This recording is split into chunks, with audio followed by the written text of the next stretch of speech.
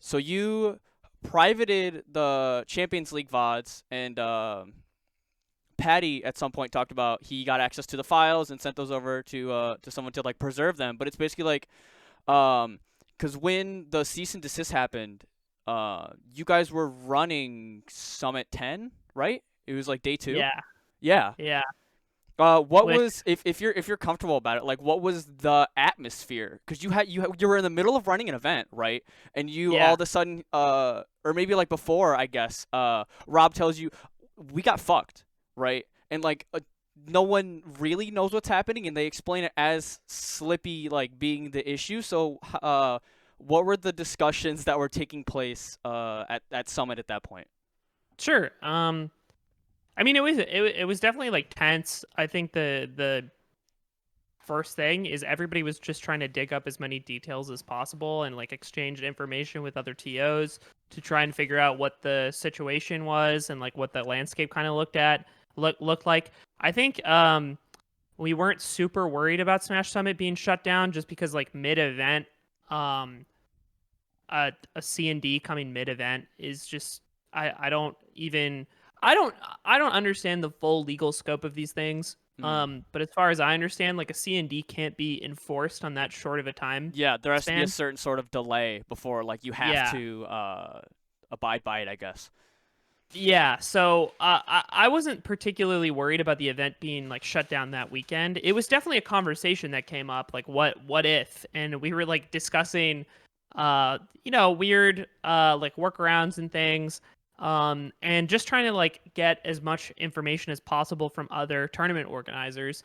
And I think the core thing that I think most people have probably figured out at this point, or that have like spoken to people is that like Big House had a relationship with Nintendo Hmm. previously, and that probably has to do with like them being contacted, right? Because like as far as we can tell, no other TOs have like been contacted, and they haven't put out anything like publicly. Yep. Um, and I imagine it has something to do with that like formal relationship with Nintendo. Um, Yeah. Because I remember. Or go for it. I think that's really it. Like, that's kind of the brief summary. Is definitely like tense. Everybody's worried. Of course, this is the first time that Nintendo has like taken action against the competitive community publicly since Evo 2013, I Hmm. think. So it's just been a Yes. long time.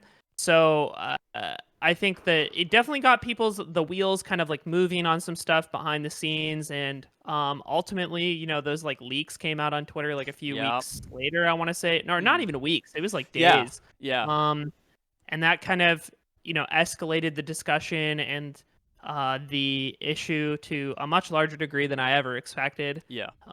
So that was all. It was all very interesting to watch unfold. I think from a personal standpoint, we weren't like super super worried, because we were just like midway in the event, and as you noted, we took the precaution of like taking Mm. down a bunch of VODs, which the Slippy files still exist for. Those matches can still be found.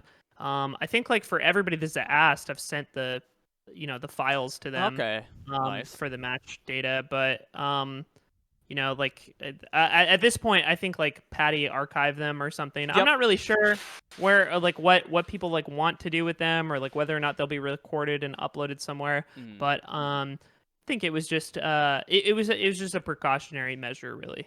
Yeah. And so I guess so if the files are out there, uh, you guys are gonna, I imagine, stay safe and keep those down. Yeah, yeah. That's I understandable. I think we're not really interested in like presenting those in any like we just want to, yeah, we can leave like the people to like manage the files like how they want, right, the Okay. the Yeah. match data, so.